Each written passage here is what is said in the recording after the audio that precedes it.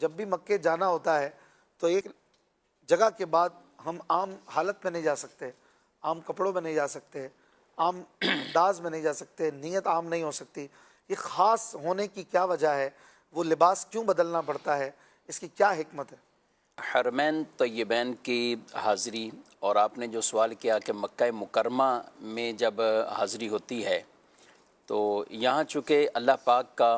وہ خاص حرم ہے اور وہ اللہ کا گھر ہے کہ جہاں پر سارے انبیاء کرام علیہ السلام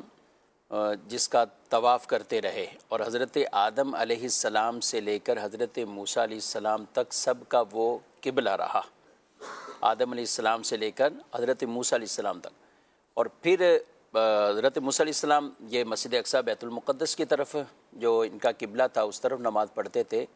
رسول اللہ صلی اللہ علیہ وسلم کی بھی جو دل میں ایک چاہتی کہ یہ قبلہ بن جائے میرا، کہ جو آدم علیہ السلام سے لے کر اور بالخصوص حضرت ابراہیم علیہ السلام جو جد امجد ہیں نبی پاک صلی اللہ علیہ وسلم کے، تو یہ حرم شریف کے اندر یعنی یہ جو طواف کعبہ اور یہاں جو حج کے وہ مناسک ہیں، یعنی جس میں بندہ بطور خاص اپنے آپ کو اللہ کی بارگاہ میں ایسا پیش کرتا ہے، تو اس کا ایک یونیفارم، وہ ایک احرام، خاص چادریں جس کو ہم عام کپڑے تو بڑے فخر سے یا کسی طرح بھی ہم باہر پہنتے ہیں، وہ ایک کسی کے بھی نہیں ہو سکتے، اس کا انداز ایک نہیں ہو سکتا. کہیں بھی آپ کوئی 100 بندے دعوت پہ مدعو کریں تو ایسا نہیں ہوگا کہ 100 بندوں میں سے کوئی سبھی ایک جیسے کوئی پہن کے آئے، یا کوئی ہر ایک اپنے الگ الگ کوئی سٹینڈرڈ رکھے گا پہننے کا انداز. لیکن یہاں اللہ پاک نے جو اپنے حرم میں جن کو بلایا اور خاص جو عمرے کی نیت کے ساتھ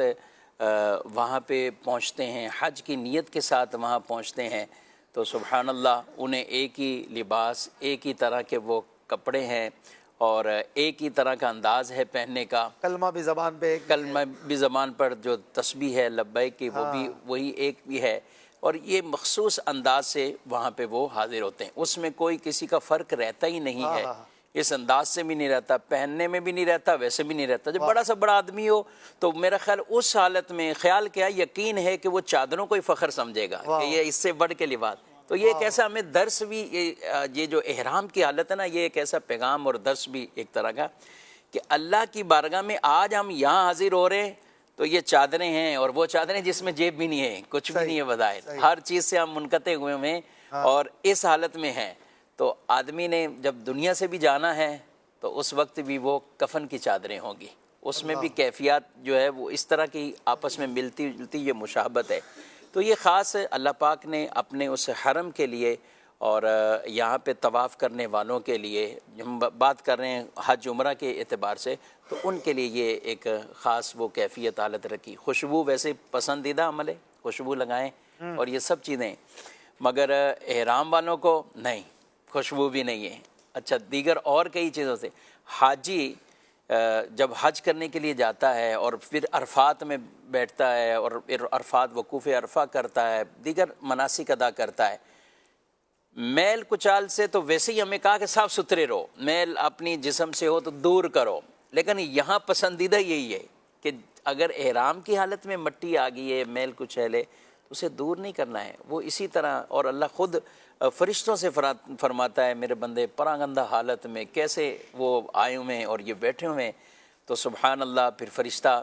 پشت پر آ کر ہاتھ ان کے مارتا ہے کہ تمہارے اگر گناہ سمندر کی جھاگ سے بھی زیادہ اللہ نے معاف فرما دی ہے. سبحان اللہ، وہ سبحان اللہ. مغفرتیں اور وہ عنایتیں خاص نصیب ہوتی ہیں، تو اللہ پاک یہ عطا بھی فرمائے. آمین. اچھا، مناسبتیں بھی ان کی، رسول اللہ صلی اللہ علیہ وسلم کا جو عمومی لباس تھا وہ یہ 2 چادریں تھیں. اچھا، یعنی آپ صلی اللہ تعالیٰ علیہ وسلم جبہ، قمیص مبارک یہ زیب تن فرمایا کرتے تھے، اور آپ تہمت آپ نے مستقل ہمیشہ جو استعمال فرمایا تو وہ تہمت شریف تھی آپ صلی اللہ علیہ وسلم کی. پاجامے کو بھی پسند فرمایا اور آپ جو پہنتے تھے وہ تہمت شریف پہنتے تھے. اچھا، تہمت عام باندھیں اور اوپر ایک چادر، تو یہ 2 چادریں ہوتی تھی. اس لیے آپ صلی اللہ علیہ وسلم کی بکثرت ترغیبات تھی کہ جس کے پاس 2 چادریں تو ایک چادر میں نماز نہ پڑھا کریں، وہ پھر دوسری چادر بھی لے اور ایک نماز کو بھی اس اعزاز کے ساتھ وہ پڑھے. بھائی کپڑا جیسے آج ہمارے پاس یہ فراوانی ہے تو اس وقت ایسے نہیں تھا جی کپڑا بننا یہ سب چیزیں کو مشینی دور تو تھا نہیں تو جو بنتے تھے وہ بھی بڑے نایاب ہوتے تھے کہیں جبہ قمیص کا مل جانا یہ بھی بڑا نایاب ہوتا تھا ورنہ عام طور پہ لوگ ایک چادر میں رہتے تھے کوئی ایک چادر میں رہتا تھا کوئی دو چادر میں رہتے تھے جس سے اپنے ستر کو بھی چھپانا ہے اور دیگر سب اب جو نبی پاک صلی اللہ علیہ وسلم کا لباس ہوتا تھا وہ عموماً دو چادروں والا ہوتا تھا کہ آپ دو چادریں ہی زیبتاً فرمایا کرتے تھے اور یہی احرام کی حالت ہے اسی طرح ہی آپ صلی اللہ علیہ وسلم وہاں گئے ہیں اور آپ کا اس طرح جانا ہی یہی اللہ کو اتنا پسند آیا ہے کہ اب جو بھی ادھر آتا ہے تو کہا کہ ویسے ہی آؤ جیسے میرا محبوب آیا